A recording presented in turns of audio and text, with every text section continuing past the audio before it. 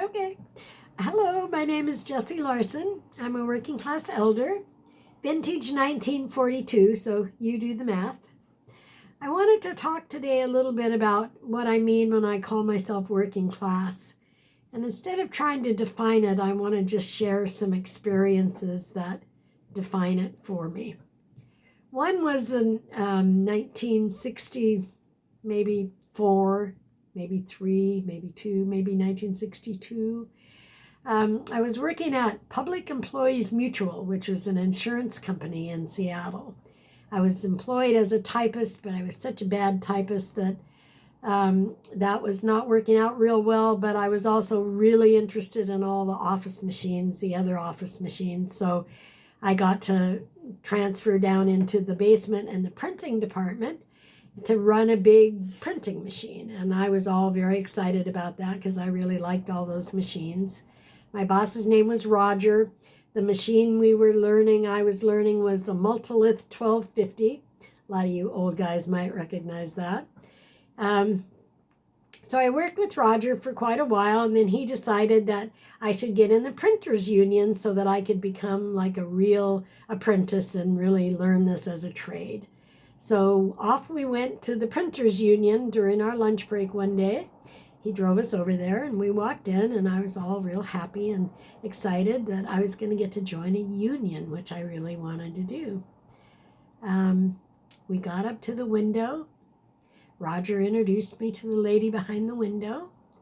She looked at Roger and she said, "We don't let women in this union." Roger stepped back. I immediately felt ashamed. Terribly ashamed that I was wasting her time, that of course not. Why would women be in that union? Off we went. That was the end of that. That's one experience. Another experience happened before that. I was a teenage mom. At the time of the Roger job, I was also a mom. I think she was about 5 or 6 by then. But when she was really little, after my typing job and all the experience I was getting there, I was also very low paid and having a really hard time paying for childcare. And somebody suggested that I might be able to get welfare. And I knew that my parents would just be aghast if I did that because nobody in my family had ever been on welfare. But I thought maybe they would help me go to school because I had dropped out of high school. So I was about 18 or 19 with the 3-year-old when I went to the welfare office, and they gave me an application. And I was so proud to list all the things I knew how to do. I could type, I could run 10-key machines, I could operate a Multilith 1250, I knew how to do a comptometer and an addressograph, all these completely antique machines. But at the time, they were all brand new and wonderful, and I knew how to use them. So I was very proud of this. So then I went in for my interview, and the guy was sitting behind the desk and he was looking at my application, and then he looked at me and he said, "Well, I don't know why you need welfare. You already have a job. You have all these skills. You can get a job. You don't need welfare." And I again, or maybe for the first time, was like, oh my goodness, you're right. I don't need welfare. I can get a job. What's wrong with me? And out I went.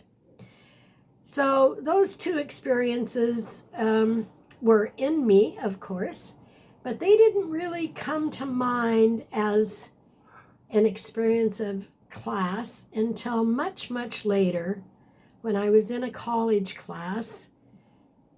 By this time I was 50 years old.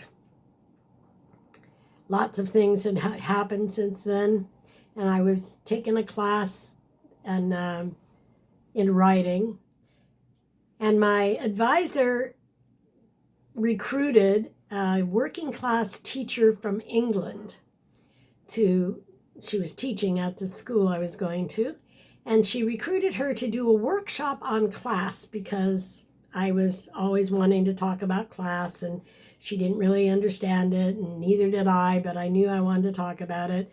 So we had this workshop on class.